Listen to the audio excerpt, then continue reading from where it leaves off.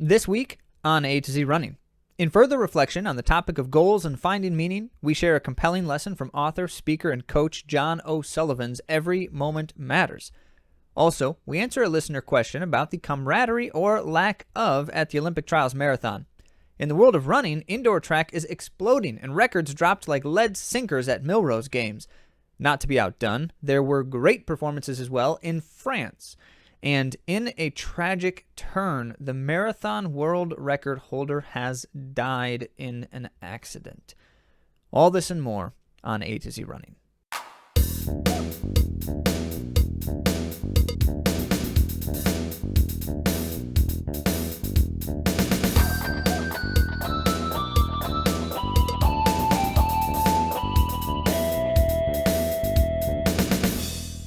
Welcome back to A to Z Running, where we're helping runners thrive with information, inspiration, and coaching, training services. And just a reminder that you can find out everything you need to know about that stuff, what we do and everything else, at AtoZrunning.com. Follow us on Instagram, YouTube, and Spotify for the places where we share the content and the things that we're doing. And we're noticing, by the way, an uptick in listenership on Spotify using the video feature. Yes, Spotify allows you to watch as well as or listen to the podcast. There's an embedded video feature, and we do have video in case you didn't know that for our podcast, which is why we're on YouTube as well. But you can find us in the places, interact with us in all of those places, because that's what we like, the interactions. As a matter of fact, as a side note reflection, I'm going to get into this a little bit more in the main topic here soon, but interaction being prime in terms of that's what we like to do most with the kind of stuff that we're doing.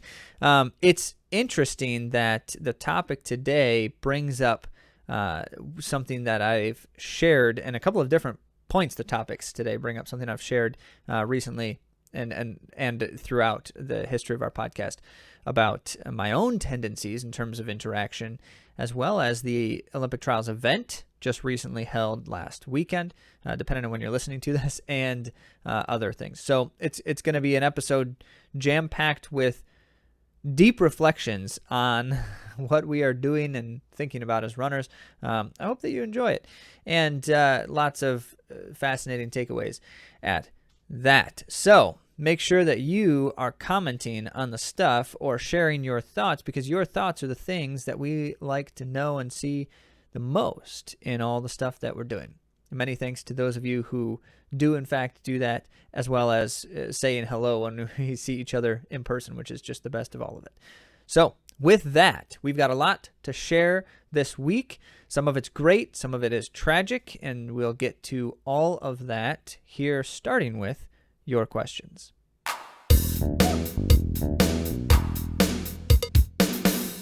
I should have said this earlier as I'm sitting here talking about interaction and such, and ignoring the obvious fact that Zach is solo today talking on the podcast. No Andy. She's around. She'll be back soon, as I want to promise, because I don't want to lose your listenership just because you have to listen to Zach for too long, because you'll get Andy and her dulcet tones shortly. Is that the right word? Dulcet tones? Look me up. I think it is. All right, so let's start with questions. Remember, you can always ask questions by sending an email to questions@atozrunning.com. That's the easiest way to do it, and we'll respond to your questions via email, even if we can't get to them on air on the podcast. We rarely answer more than one because of time constraints, sometimes two, but we'll still reply via email if we can't get to it on the podcast.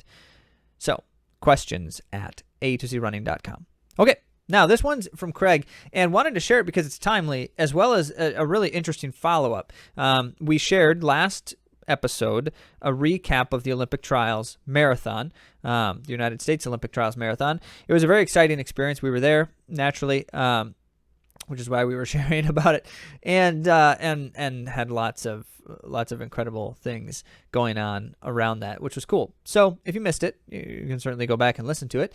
But Craig's question I found to be an interesting one and wanted to share more about it. So here is what Craig wrote. Was it good camaraderie, or did the runners keep to themselves? Simple question, straightforward. So the reason why I want to talk about this in particular and answer your question here, Craig, is because it's actually very fascinating to me. The question itself and the reality of what happens in these things. This concept is really interesting to me. I guess you could say as a kind of like intellectual curiosity, because I don't participate directly, and I'll explain that.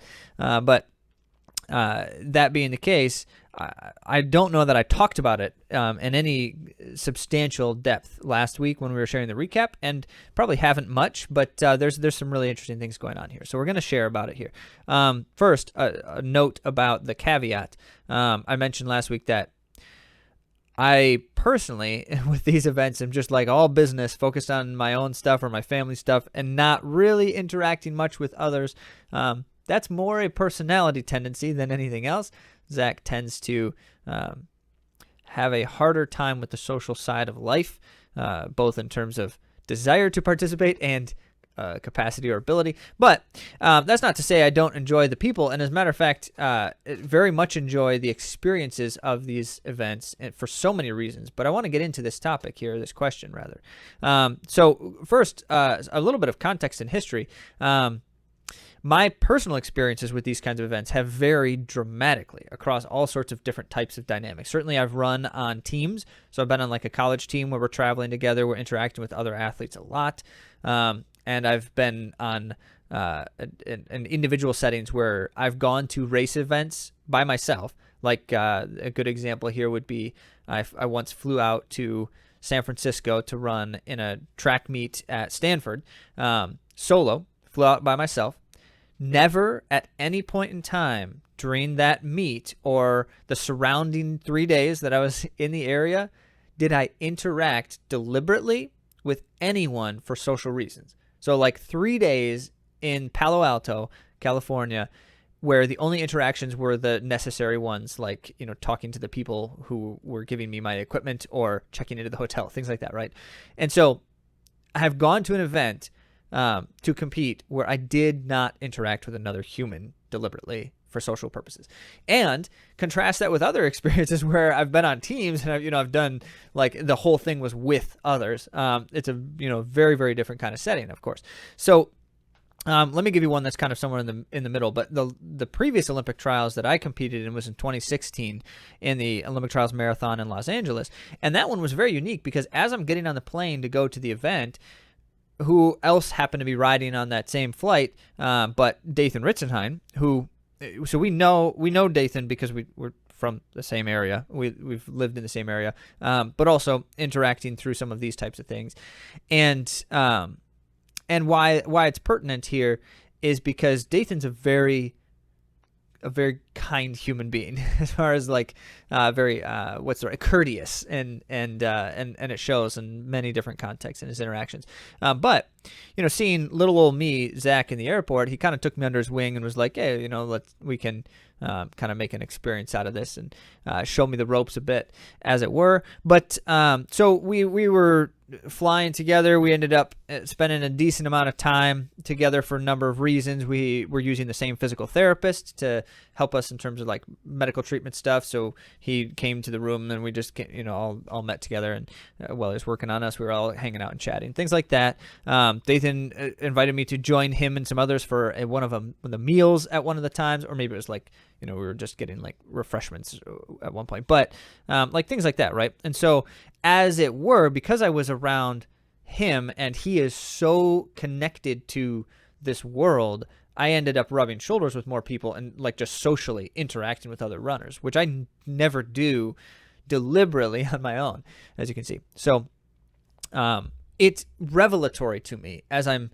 observing these experiences in 2016 that there is a kind of subculture and subgroup within the running world of elite level or high level running world that is itself its own community.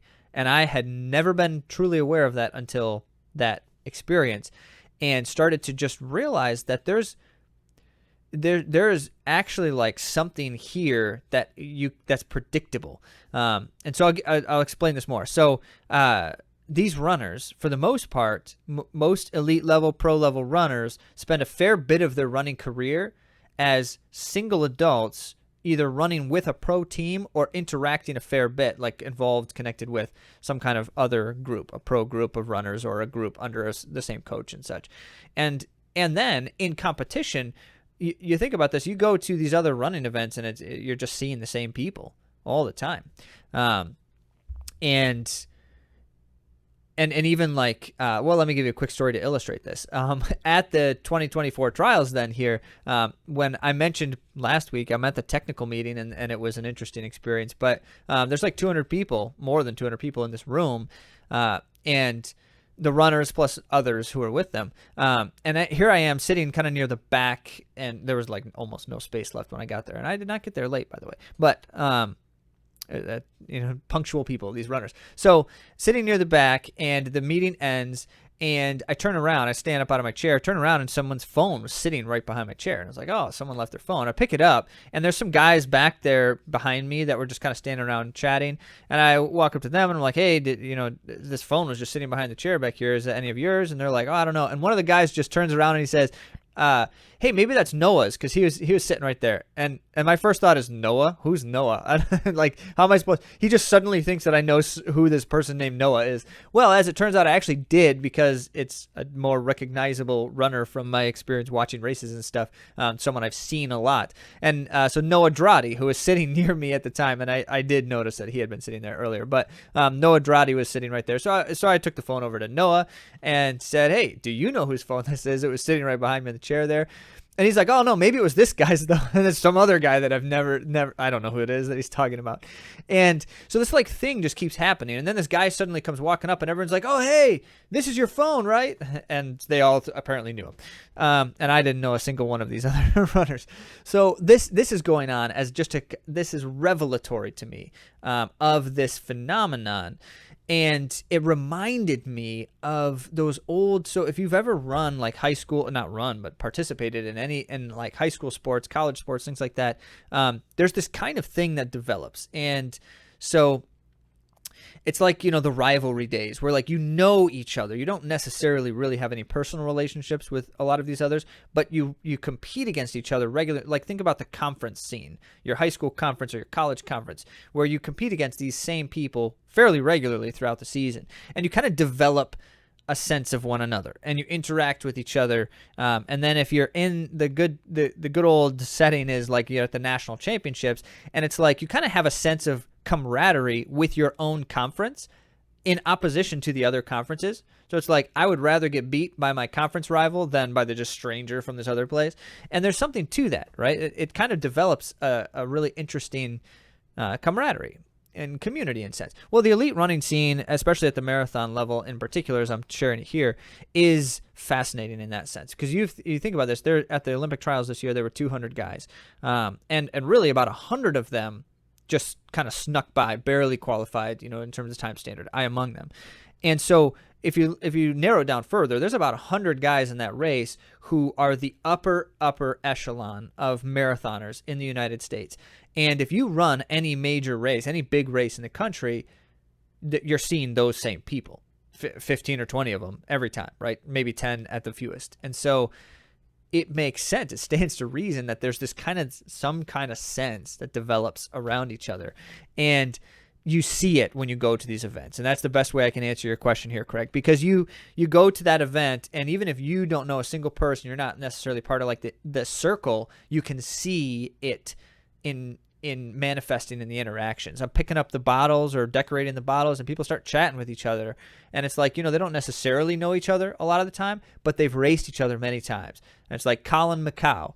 He would never remember who I am, but Colin McCow and I have actually raced each other a lot. He just always beats me. He wouldn't know who I am because he's always way up ahead. But I see him at a race, and it's like, or at an event like this, it's like, oh, that's Colin. I know who that is. I could walk up and talk to him, except I don't, because that isn't something Zach does. But point is, yes, lots of camaraderie. It's not ubiquitous, but it is definitely, there's a sense of like, we are this thing together, even though we're all individuals and many of us don't ever interact with each other outside of these events and stuff.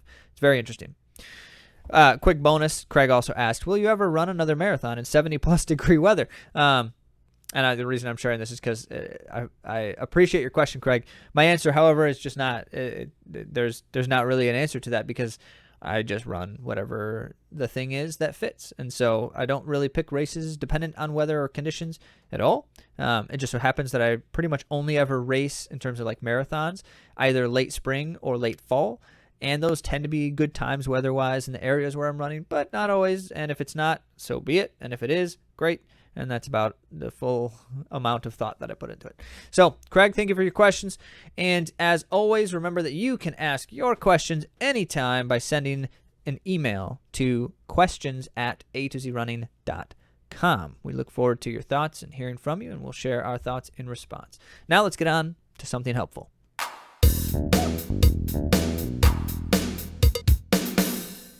As promised, this topic is going to be a bit more substance and at the idea and concept level than anything else. I always want everything to be practical. We really try to make sure that anything that we're sharing on the podcast has immediate practical connections for runners. That's why we do it. But every now and then I start thinking about something and I just want to be able to talk about the idea, and it doesn't always have as apparent a practical connection.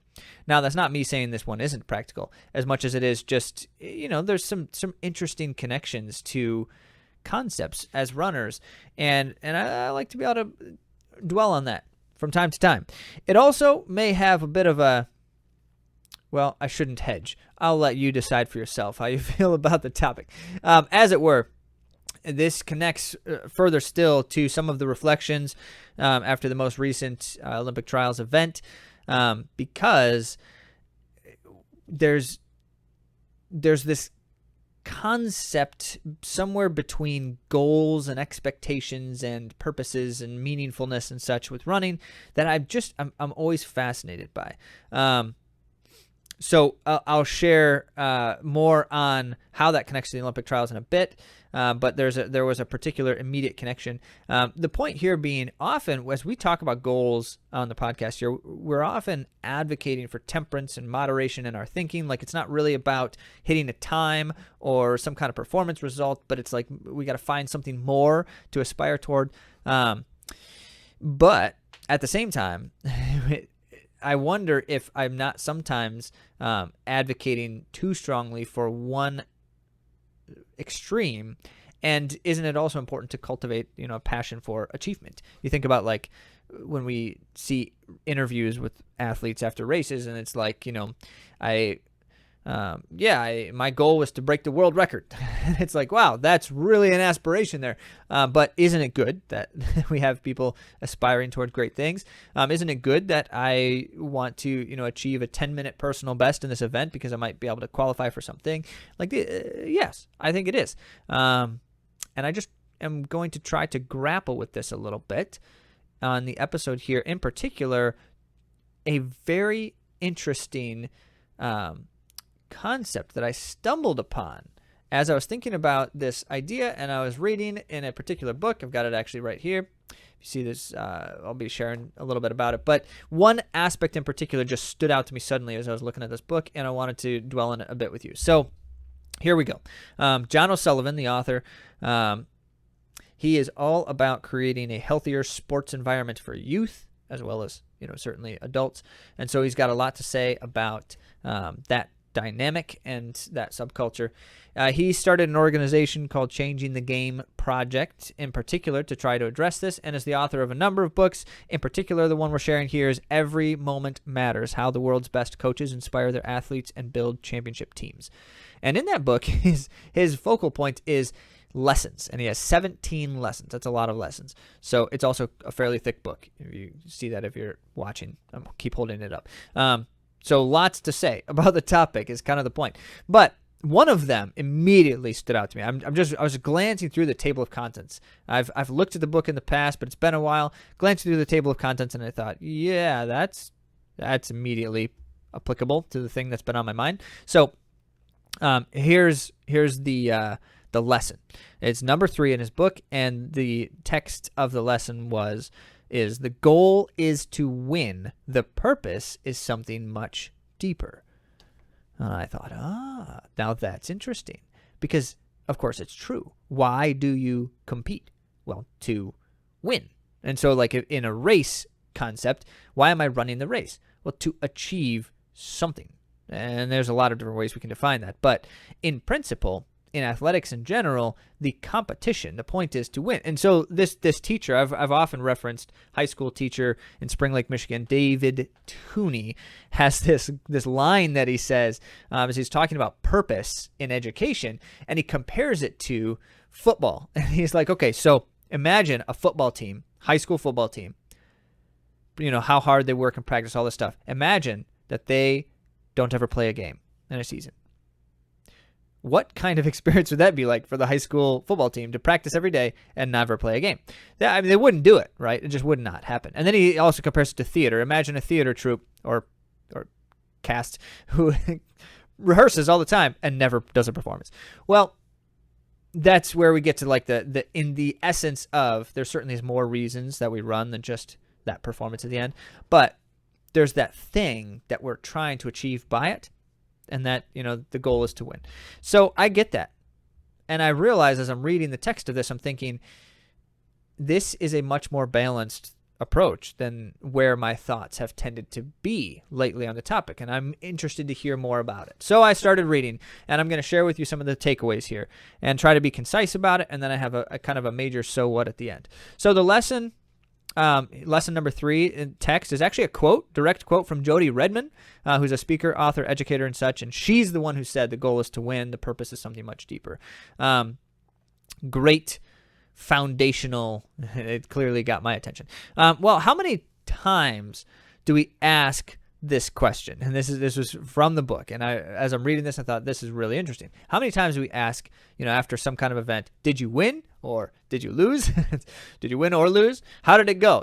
How did it go means did you win, right? That's kind of that's the like undertext, subtext of those types of things. I run a race, I'm talking to my friends. The first thing they want to know is how did it go? Well, they don't mean did I like have fun and enjoy the experience? They mean like performance wise. How did it go? And we do that. For runners, it's that like, did you hit your goal, right? Well, did you do the thing you wanted to do? We're always careful about asking questions of performance to each other because we don't know exactly what the goal was. But as soon as we know what the goal was, the question is, well, did you do it? Did you hit it? Interestingly enough, in most sports, running aside, in nearly every sport, half of the people who compete in a game win. Half. You think about it, it's 2 teams, 2 individuals often. Well, it depends, but a lot of sports are still 2 individuals as well. In most sports, half of the people who compete every time, every instance of competition, win. Well, that's a wonderful thing because in running, it's not even close. Remember Dathan? This goes back to like one of the first episodes on our podcast. Dathan Ritzenheim was on. He was generous enough to share a number of different thoughts in running. And one of the things that he said, he's like, most people never win a race. Most runners never win. In fact, in most races, fewer than 0.1% of runners win. So in football, every single game, half the people win. In running races, 0.1%. Like, we are really comfortable with the idea of not winning. Now, that's aside because most of us are not trying to win. That's not really the kind of win when we're defining. We're really trying to achieve some other kind of performance goal most of the time. And even then, most of the time, most people are not achieving that goal. They're not winning in that sense. That makes for a really challenging consideration when we say the goal is to win and we understand so much losing happens. And I'm speaking tongue-in-cheek on purpose. So that brings up then the question as the author continues to unpack this a bit. Well, what does it mean to play for a higher purpose, to compete for a higher purpose, to do the thing? One of the examples that O'Sullivan gives is attaching a cause to the endeavor, and we certainly as runners see a lot of this, the charity associations, the raising money based on the things that I'm doing or the results, or just raising money to feature that thing. And so That's good. That's really valuable stuff, and there's a lot of different opportunities for and ways to do that. I like that function of the World Marathon Majors, that there's a charity piece to it. You can get an entry to a race if you raise so much money for some charitable organization. I think that's a wonderful thing. That's good, but let's continue down more examples and get some other senses of what they're talking about here. So one of the comments here, by the way, directly in the text, was outcome aware, but purpose and process driven, as a way to think about, okay, I am thinking about these goals, these outcomes, but I'm not driven solely by them. Purpose and process, which is, now we're adding another layer to it. So let's get some examples here. The first one that the author shared was Messiah College, because as a Division III NCAA school, it's the winningest soccer program, combined men's and women's, in NCAA history to date at that time. I don't know exactly when the author was referring to it. The year wasn't listed there, but in the early 2000s. And we're talking about like winning most of the national championships, most of them, between the men and the women. Like the only school to have the men and the women win, the same national championship, and they did it like 5 times, 4 times. So lots of that. There's a book then that one of the professors of the school published specifically about their approach, and they have these 7 disciplines. And the first discipline number 1, is pursue a higher purpose than winning. That author, by the way, is Michael Zigarelli. So this idea of there's more going on here, not just like lip service to things, but like defining how we do the thing we do and why we do it. So here's a quote from one of the soccer coaches from their program history, Scott Frey. And this one really struck me. So I'm actually going to read it directly from the book for you here. So Frey said, in a letter written to the women's soccer team, to his players at the end of the season, or rather, this was a letter written to the team during the season. If at the end of your career, Frey wrote, all you can say is, I was a national champion and we won a lot of games, then I'd say it wasn't worth the time or energy. But if you can look back and say, I learned a lot about myself, I did things I never thought possible, both physically and psychologically, I made the most important and lasting friendships in my life, I've learned that helping others and seeing them succeed at something is better than it happening to me, then it is without question worth all that you do. That's Frey. That is something. And it sounds hokey, right? It feels hokey when it's one of those things like the rah-rah speech from the coach, and we're like, yeah, sure, but really you just care about winning the game. It's like it has that kind of that feeling to it. But at the same time, I understand the sentiment that the coach is trying to convey when he said to the athletes, if all I say is I was a national champion and won a lot of games, then it's not worth it. Because you talk to people and there's this reflection that happens. And I can share many instances of this reflection personally. I don't know how many of you would relate to it too, but it's like I look back on the thing and it's like I hit that big goal. Like I achieved this huge monumental thing that I've been aspiring to achieve, and I just feel so good about it. But then like looking back on it, it's like, but also it didn't really make a difference. It was great. It was cool and I enjoyed it, but what difference really did that make in my life? It just was this thing that I wanted so badly and I got it, and then it didn't change my life in any way. That's kind of the sense that we're getting here. But there are things that do have some other kind of serious meaningfulness and fulfillment, and what are those, and how do we aspire toward them? So that's the Messiah College example. There's some interesting comments about that further on too, but there's another one here then that comes from UNC, North Carolina. They call it the Carolina Way, by the way. There's like this thing they call the Carolina Way, and you get this, colleges do this like way over the top, where they're trying to like create this sense, you're a part of a sense of something that's bigger than yourself. But in practice, like, is it actually happening, and what does it look like when it's happening? Well, the UNC team, why this is relevant, at the time that this text was written, they had won 22 of 24 national title bids. That's a serious amount of winning and a serious win percentage. As a matter of fact, the comment from the coach is, what kind of program has a better win percentage in the national championships than in the regular season? Like, they win more times in the national championships than they do generally throughout other times. That's really good. Okay, so here's one of the practices of the team. One of the things that the coach did, or maybe still does, that this is so cool. So the coach writes a letter to every senior on the team in their championship game at the end of the season. A personal letter, something about like the how they have contributed to the success of the program and the legacy they're leaving behind, things like that. Really, really great stuff. But then, so the coach hands a copy of each letter to each of those seniors as they exit the locker room. I don't know when this is, like the day before or the day of the game. I don't know. But then after the seniors exit, the coach then reads aloud each of the letters to the rest of the team. And it's the conversation about we're doing this for all of this.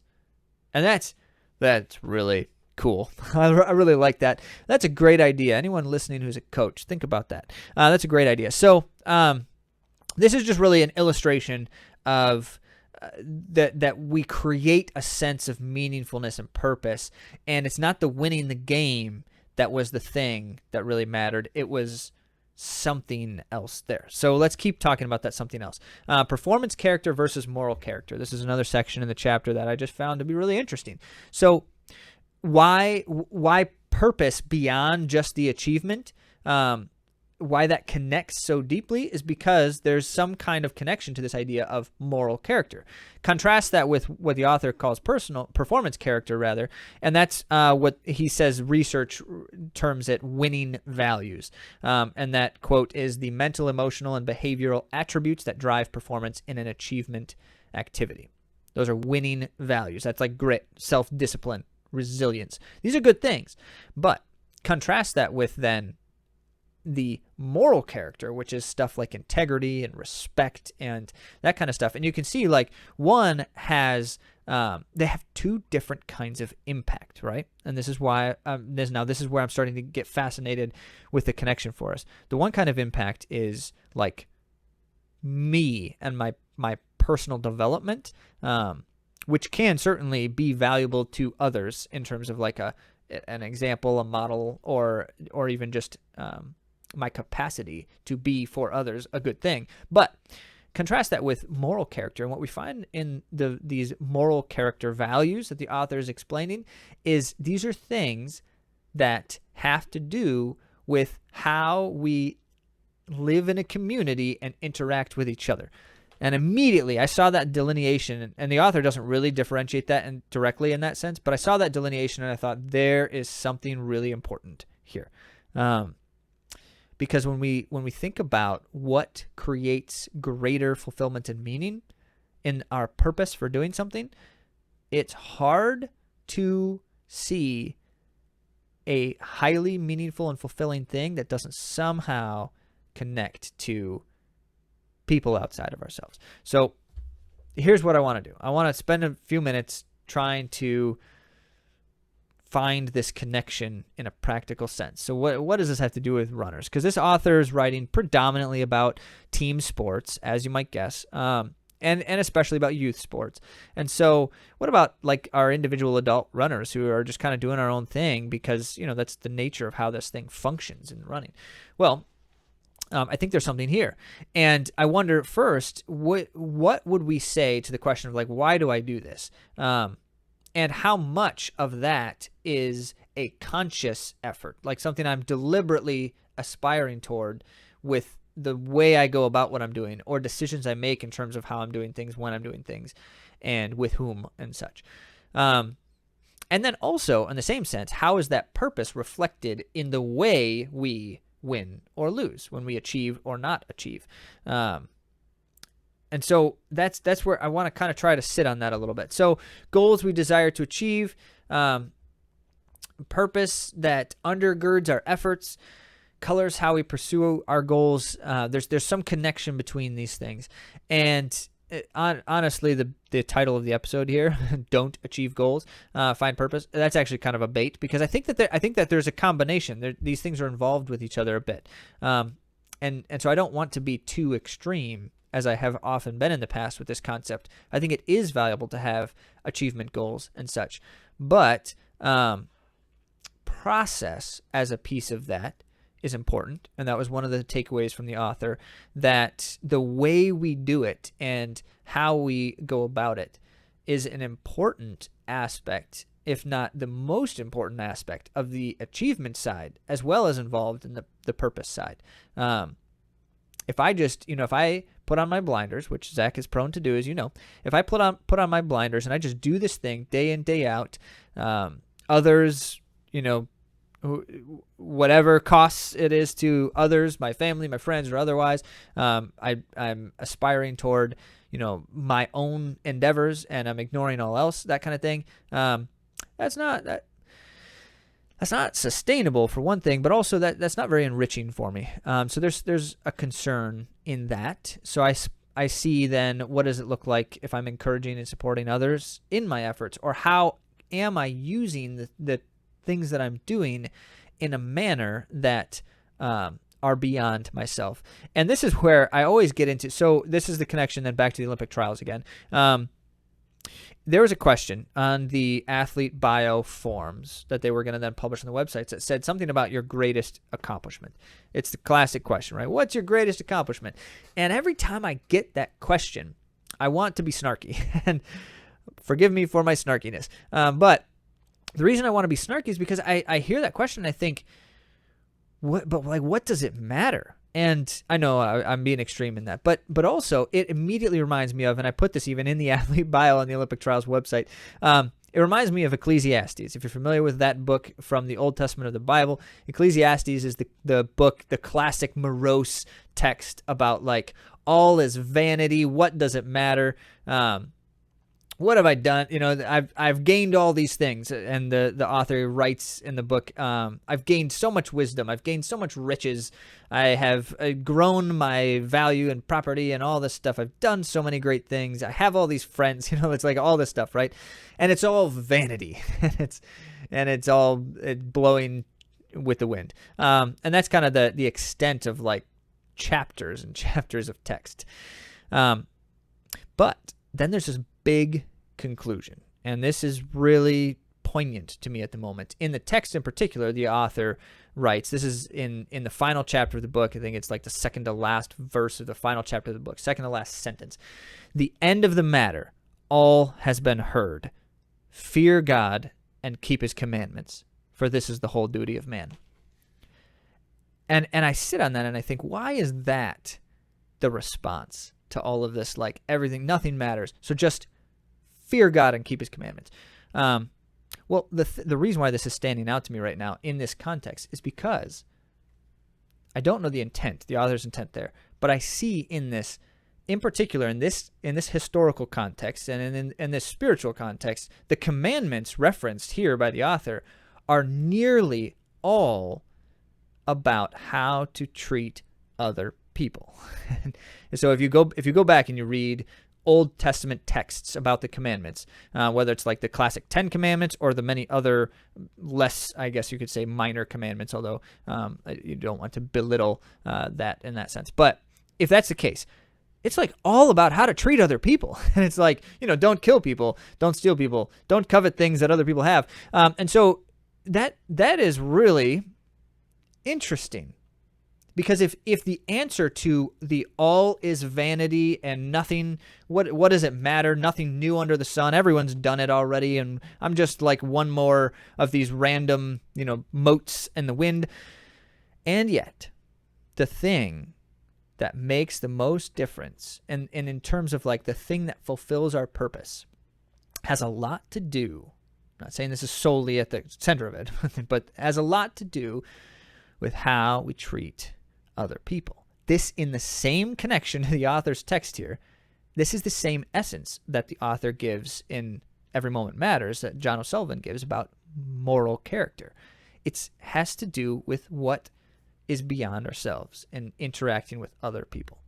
And I think that this is so important as we look for purpose in something as simple as running. And the reason why I think this is so important is because it has the potential to take a thing that feels like, I'm just doing this because it's healthy and I want to be healthy. I like to be fit. I want to be fast. I want to achieve this goal, which those are good things of themselves. But it takes it to a greater sense of whatever the thing is that I'm doing, I can fulfill a meaningful purpose. And it isn't complicated. And I think that's the important part. It's not like some great, grand aspiration. It's not complicated. You can go back to the Ecclesiastes text, just, fear God and keep his commandments. That's actually not complicated. Well, difficult and complicated are not the same thing. But whatever the case may be, the lesson here that I'm taking away is there is something that we can do here that can move this sense of, like, I have goals, but I also have purpose in the thing that I'm doing. And why am I spending all this time? And and I can find ways, and it's not like one single purpose that's defining all the things all the time, but I can find ways in a moment to see that kind of a purpose in the things that I'm doing. So here's what I want to do. First, actually, let me just say, part of the reason why this stands out to me is because it reminds me of things that you all say to us when we're interacting in social medias or when we're talking in person. Things we constantly hear are the stories, and you know this as well, the stories about how some person helped or inspired me. Like, I'm in the race and it was so great to have this person to run with, and we talked and we encouraged each other, or I was driven because someone was, next to me was just really having a hard time but trying to stick through it, and so we were helping each other out. Like, all that stuff, right? There's so much of that, and there's many different examples that are not exactly that, but those types of things.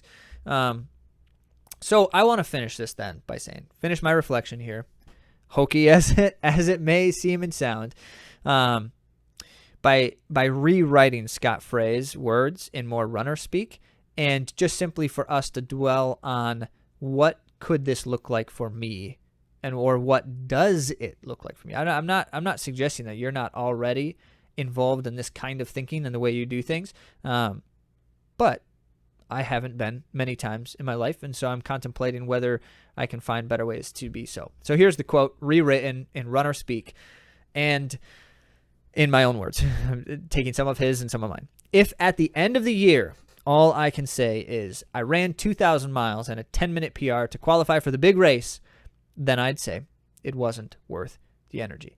But if instead I can say I worked hard when it wasn't fun, encouraged others even when I was having a bad day, I helped a stranger across the finish line, devoted time and thought and prayer to the betterment of others, or celebrated others' successes more than my own, then it is without question worth all that you do. So,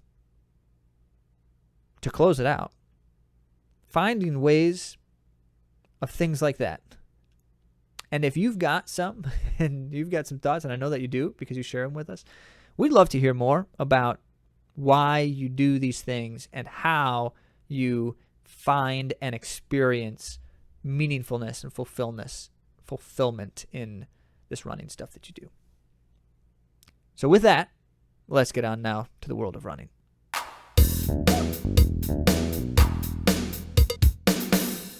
All right, well, I guess I should at least just slightly apologize. When Andy's not here, Zach just goes on these soapbox tirades, and so I hope you don't feel like Zach's trying to preach down your throat or anything like that. It's more we're fascinated by these important things and looking for connections to the stuff we do, like running. Well, one connection is we really enjoy knowing about your successes and celebrating them with you. And one of the things we try to do to illustrate that point is with the runners that we particularly work with, we like to be able to share with you the things that they do and their successes. That's why we do this every single week in the world of running. We start by sharing any of the successes and experiences that our runners have been involved in lately. And certainly glad to hear from many of you. Often you share with us things that you've done in and it's been exciting to hear that. So continue to do so. This in particular, most recently, Martha had run a 5K in one of those like winter freezing, ice race types of things. And it was her first in a long time. And so with many disruptions and various reasons with training stuff that it took a while to come back from some things, and ended up having a stronger than anticipated day, which is always really exciting, and just was able to get out and do it, which was one of the big blocks previously, was just, trying to make sure that she could do the thing, feel ready and confident in it, I guess is a better point, get through some of those disruptions. And she finally was able to, and it was just really cool. So well done, Martha. Very exciting stuff. All right. Number one on our list here, we're going to start with some really exciting things, and then there are some really tragic things here to share as well. But starting with the exciting, Millrose Games is one of the premier indoor track meets in the world, held in New York City at the Armory. And this one did not disappoint. So it's the case that right now in indoor track and field, it seems like every meet they're touting the world record attempts that are happening at their meet. Like, it's just the norm now. Lately in the last couple of years. Well, apparently in every single event, someone was like, yeah, we're going to set a world record in this one now. Not exactly happening, but that seemed to be like what everyone was talking about.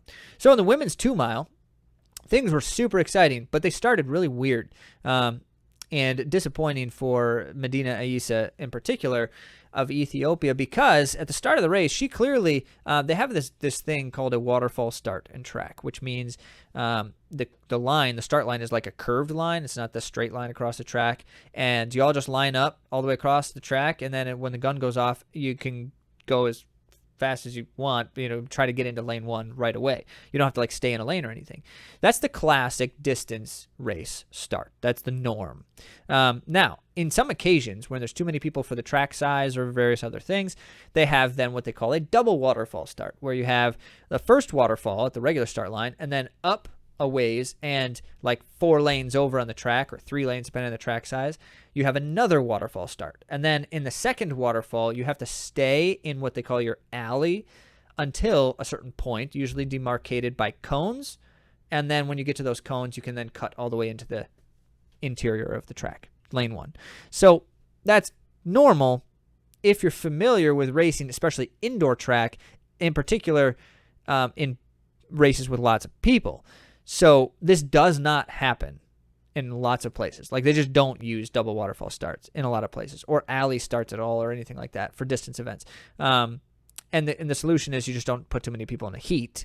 You have multiple heats instead, things like that. Well, in the United States, we use double waterfalls a fair bit in indoor track, but many other places in the world don't ever, hardly. And so Medina Aissa from Ethiopia, very young on the scene. She's a teenager.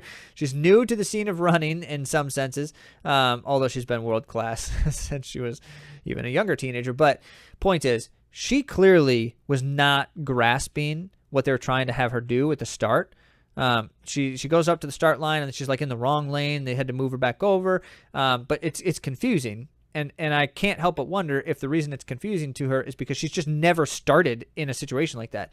And so she, as soon as the gun goes off, though she's in the second waterfall, jumps right into the interior lanes, not quite into lane 1, but very nearly. And it's clear that she's just a little bit confused there. And so she gets disqualified. Major bummer, especially because she ended up winning the race. They didn't pull her off the race. She finished it, won the race, and then later found out she was disqualified. So lots of people had a lot of things to say about that on the message boards. As you might guess, the comment section is never a place you want to dwell for too long. But my only comment to that is very unfortunate. And yes, she had to be DQ'd because she broke the rules. But the meet people, the officials in the meet, should not have done that. They had other options. Like at the beginning, it was clear that she was having a hard time and confused. Just put her on the first waterfall.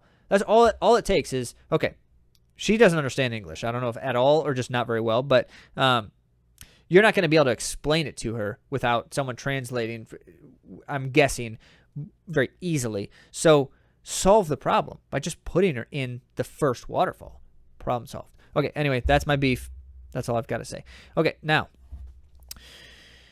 Laura Muir then took full advantage. Well, not took advantage. She didn't even know until after. But Laura Muir was best of the rest. And in one of her classic, very strong final kicks, wins the race in number 2 all-time world performance. British record, 9:04.8 for the 2-mile run. Just an incredible run by Laura Muir. Amazing effort, and really showed her stuff, on a distance that's not really her forte. She spends most of her time in the 800 and the mile ranges. So behind her then in second place was teenager Melknot Wudu of Ethiopia. Recall a week ago she set the world under 20 record in the 3,000 meters. Well, she did it again in the 2-mile this time, and number 4 all time in the world in her performance of 9:07. And so Medina Aisa, by the way, would have had that record because she also is in that age group, if not for the disqualification. So Wudu, number 4 all time, crazy impressive as a teenager at that. And then back in third place, Alicia Munson of the United States, who did most of the work late in the race after the pacers dropped out. She just kind of took the front and grinded it out. Ground it out? Well, anyway, she ended up with a world number 5 performance in an American record, 9:09.7. Alicia Munson now holds like 4 American records. Let's keep counting them because she's just continuing to do it. Very impressive stuff. And then back in 5th place, by the way, Nozomi Tanaka of Japan set a national record as well in 9:16.76. So all around, lots of records dropped there. Really exciting stuff. And that was just the first one to share. Then in the men's 2-mile run, which might have been like the most exciting event of the meet in terms of anticipation, Josh Kerr 2 months ago said he was going to attempt the world record in this distance. 2 months ago. Well, he did attempt it. And he succeeded. So Josh Kerr from Great Britain, world champion in the 1,500 meters last summer, goes on to now break a world record in the 2-mile indoors. They call it the short track because it is, in fact, a shorter track. But he ran an impressive race with a very strong finish. Wanted world record pace. He got it, and he did it. And it was really something. 8 flat, by the way. 8 flat 0.6. So just narrowly missing a sub-8 performance, which has never been done indoors, of course, and only a couple of times outdoors. Grant Fisher from the United States was all about it with this world record attempt. He not only ran with Josh Kerr, but he was actually the one driving it until just the final 600 meters. So Fisher took over after the pacers dropped, and he just held the grind. And in fact, that was his race plan all along. He thought, you know what? I'm going to go for this record too. And the best way to beat the likes of Josh Kerr, who's a famous kicker, is to drive the pace hard from far out. And so for the whole last mile, Fisher's just going at it. Together, they ended up finishing 4 minutes for Fisher and 3:57 second mile for Josh Kerr. So really impressive stuff. Grant Fisher definitely had a good race in him, just didn't have that final kick. And so then he went on to finish second and a new American record time as well, dropping a fair bit off of it. And here's the point. The first 4 guys across the line in this race all finished in the top 10 all time in the world. So Josh Kerr, new world record. Grant Fisher, number 3 all-time performance. And only 0.2 of a second off the previous world record. So he was right there. He was doing it, but Kerr just beat him to it. And then in third place, Cole Hocker of the United States was number 6 all-time in the world with his performance of 8:05. And by the way, also under the previous American record. So 2 guys in one race bested that previous record that was held by Galen Rupp. And then in fourth place, Gordy Beamish from New Zealand ran number 7 all-time performance in a New Zealand national record, I believe. Yeah, New Zealand national record in 8:05. So we had 2 national records and a world record, 4 top 10 all-time performances just in one race. Well, in the women's mile, things were exciting there too, because Ellie St. Pierre and Jessica Hull got their rematch. Last weekend, they ran against each other in the 3,000 meters in an astounding performance. Jessica Hull bested St. Pierre in the final moments of the race to run an Australian national record. Well, this time around, St. Pierre got her revenge and demonstrated that she's been working on her weaknesses, because she has not been known as a phenomenal kicker, but she had the late race strong finish this time around over Jessica Hull. So St. Pierre wins the race in a number 3 all-time performance in the world number 3 performance of 4:16, bettering her own American record. So yes, an American record again in the victory in the race, even though she also held it previously. And then Jessica Hull behind her set a new Australian national record for the number 10 performance all time in the world, running 4:19. And it just keeps going. In third place, Susan Ijore of Kenya set a new national record, running 4:20. Fourth place, Yolanda Ngarambe set a new Swedish national record in 4:23. Sixth place, Marta Perez of Spain, national record 4:23. And in eighth, Harvard's Maya Ramsden. You'll recall she was the NCAA champion in the 1,500 meters last year. Well, she almost broke Caitlin Tui's collegiate record, very nearly.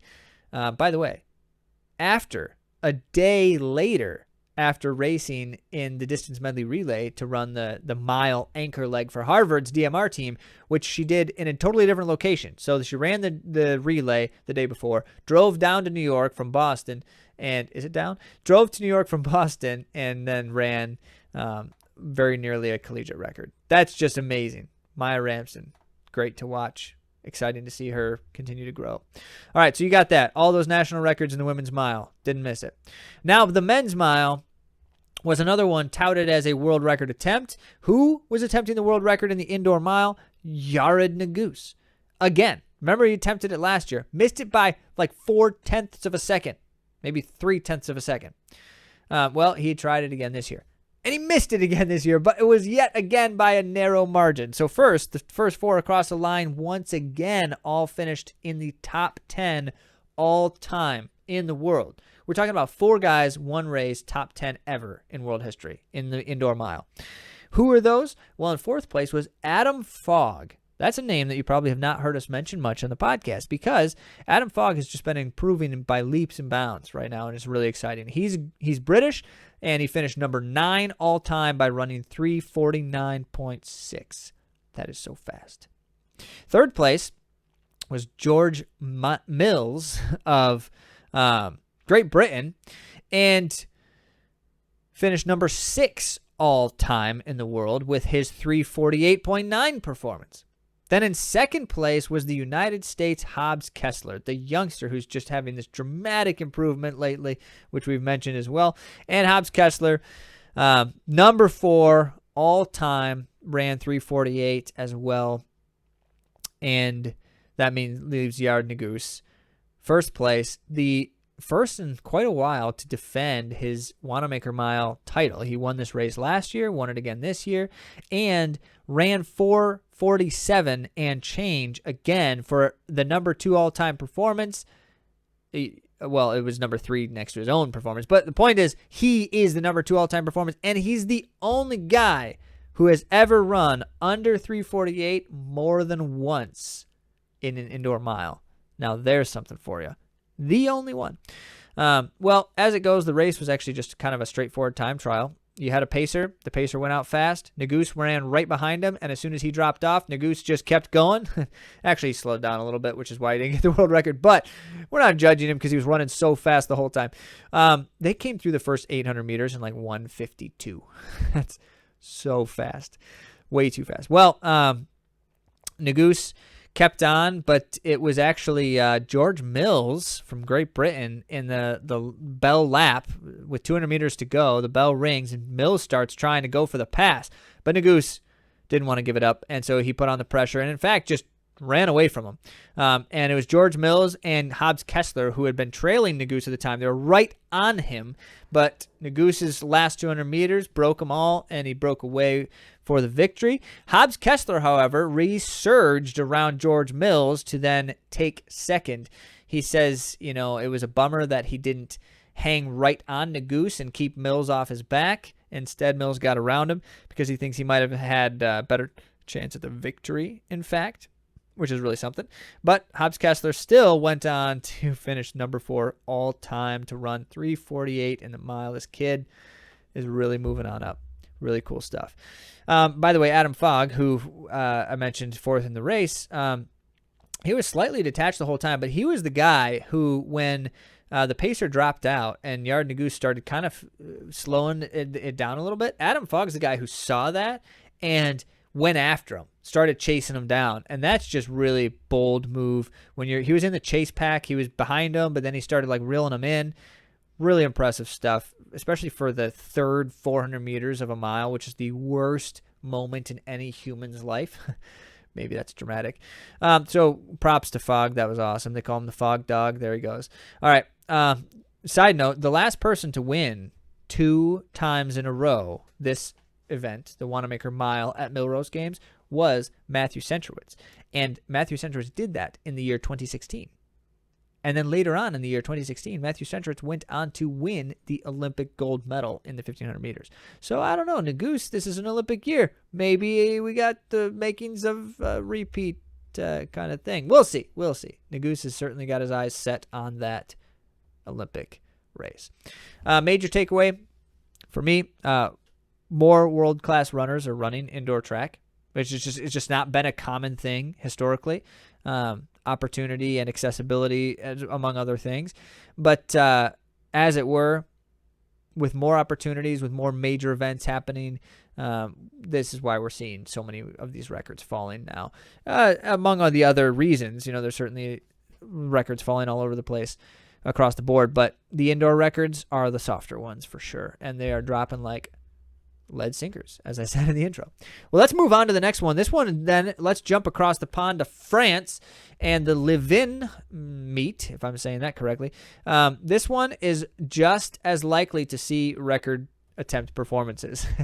It's a common theme at the meet. Well, in the women's 3,000 meters, Gudaf Sige of Ethiopia, who holds the 5,000 meter world record and something else, she announced she was going to attempt the 3,000 meter world record indoors. And yet again, after having attempted it last year at this meet, just barely missed it once more. Last year, she missed it by under 1/10 of a second. This year, she missed it by 0.5 of a second. That's just rough. That is just so close. Keeps missing it. By the way, one of her pacers, I just found this fascinating, was 16 years old. I would never do that at 16 years old. When I was 16 years old, just the horror of the responsibility of pacing world-class athletes at a world record attempt. Now, granted, they had wave lights for this race, so all the pacer has to do is just follow the lights. But that's a lot of pressure. Really cool. Good composure. All right, dominant win by Sige, even though she missed the world record. Women's 1,500 meters at the meet, Frewani Hailu of Ethiopia has been on a rampage. She's just winning all the stuff. And she is a serious threat in championship races because she has the best kick. I've said this many times. I think Faith Kipyegon last summer had the best kick in history in women's middle distance running. Aside from Faith Kipyegon last summer, nobody outkicks Frewani Hailu when she is at her best in a kick. That's my opinion, based on what she does. So it's no surprise that she keeps winning races because it's really hard to beat her. But that said, this is her third victory in 10 days. She's been racing a lot. And I expect we'll probably see her at the World Indoor Championships, which are in 2 weeks, depending on when you're listening to this. So coming up soon, the first weekend of March.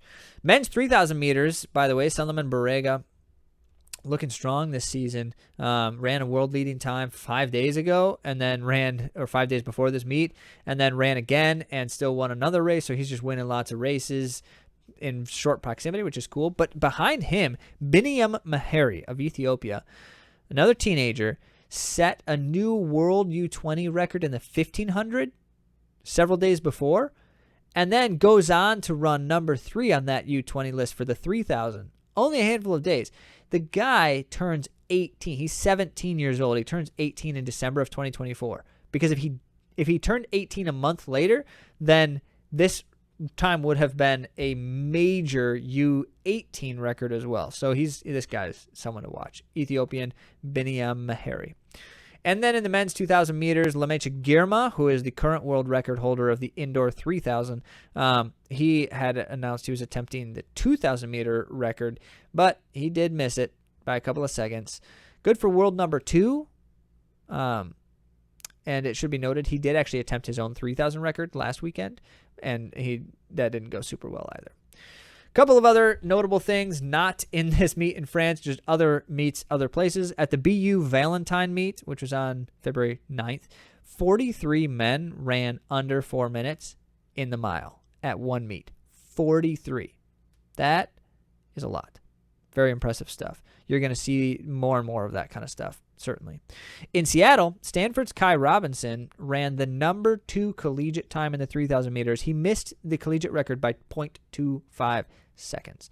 So Kai Robinson looking strong. He is, as you recall, the 2023 5,000 and 10,000 meter double champion in the outdoor NCAA championships. And then elsewhere, the Australian youth stud, we've talked about it before, Cameron Myers. He's now 17 years old. He ran 3:34 in a 1,500 meters. That's like a 3:51 mile, okay? And he's 17 years old, and that's his first race of the season. This kid, he's run a little bit faster than that, but that's his first race of the season. That's amazing. And another Australian youth on the girls' side, Claudia Hollingsworth, also one to watch, ran an outstanding performance when she won the girls' race in 4:04 for the 1,500 meters. And once again, that's equivalent to a low 4:20s mile. We're talking about some of the fastest people in, like, ever at these ages. This is incredible to see. That was, by the way, an Australian youth record for Hollingsworth for Claudia. All right. We got to talk about Kelvin Kiptum. You've heard the news, I'm guessing, because it's all over the place right now. And tragically, Kelvin Kiptum, who holds the marathon world record, bested Kipchoge's record, died in a car accident along with his coach on February 11th, Sunday, February 11th. Terrible story here, and as the news was circulating, lots of condolences and well wishes from everyone, which is wonderful to see. The running people trying to get behind, just trying to support the family and those who survived him. Kiptum was without doubt the most promising distance runner in the world presently, after winning London and then Chicago, and like his first couple of marathons he's ever run, among his first couple of marathons he's ever run, and then setting the world record in Chicago in 2 hours and 35 seconds. He had talked about he was going to be the first to run under 2 hours in a legit marathon, records legal marathon. No one doubted that he was going to do that. It was more a question of just when. And now it's all over. And I guess this kind of, in some kind of reflection, kind of brings us full circle to say, there's a feeling of, like, what's it all for? At the end of the day, Kelvin Kiptum, there's a lot more to Kelvin Kiptum than that time. And there should be a lot more to the things we aspire toward than, to achieve some goal. And so, our hearts go out to Kiptum and his family and friends now who are grieving. And there's a sense in the running community in general that there's a loss there, as always. And it doesn't require, major accomplishments and accolades, personal accomplishments and accolades for the running world to feel a loss, when someone, you could say, prematurely dies. But as it were, this is a tragic moment, and we know that it does happen. It's happened, in fact, in the recent past. Another of the marathon greats died in his youth, you could say. And so we hope for comfort with the survivors, and certainly now at this point in time, thinking about nothing about running changes as a result, but the nature of what's coming, in the future now has a little bit of a difference to it as a result. So with all of that, as we're reflecting on deep and substantial things, and we like to do that from time to time here at AtoZrunning, we also really, as you know, we want to hear from you and hear your thoughts. And so share your questions. You can send the email questions@AtoZrunning.com or comments on the places. We're on YouTube, we're on Spotify, we're on Instagram, and we love to hear your thoughts and see your interactions in those places as well. With that, thank you for listening. Thank you for joining us, and we look forward to talking with you again next week.